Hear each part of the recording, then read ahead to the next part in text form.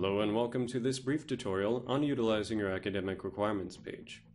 You can use the academic requirements page to find out what kind of general education and graduation requirements you still need to complete.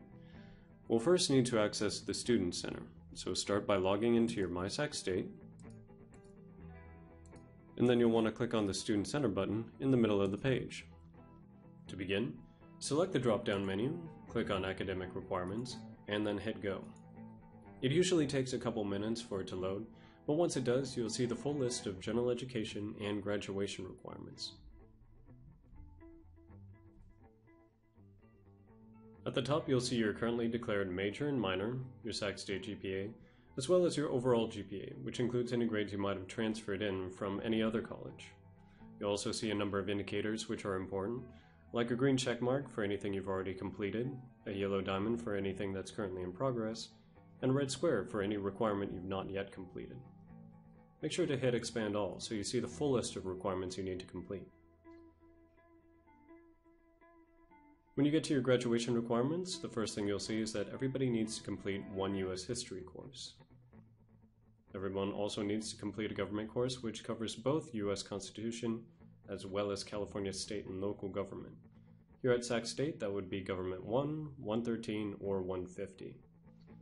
Each student also needs to take 2 semesters of English. Depending on your major, you may also have to take a foreign language course, and you also need to take a general education course that covers race and ethnicity. Now, before you graduate, each student needs to take a writing intensive course.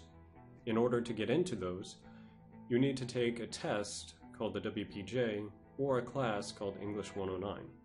Once you complete either one of those, you'll be allowed to take a writing intensive course. Next, we get into number of units in residence. This simply means that no matter what you do, you have to take a minimum of 30 units here at SacState. You may remember that everyone needs 120 units to graduate. Well, out of that 120, 40 of those units need to be upper division. Upper division units are easy to identify as they're any class numbered 100 and higher. These upper division units can come from your major, minor, general education, or even elective courses. Next, we get into the GE areas, like Area A, which is your basic subjects. To complete this, you just need to take one oral communication, a written communication, and a critical thinking course. Up next is Area B, the physical universe and the life forms. This is satisfied by a physical science, a life science, a lab course, a math class, and any additional Area B course to reach the 12 units total.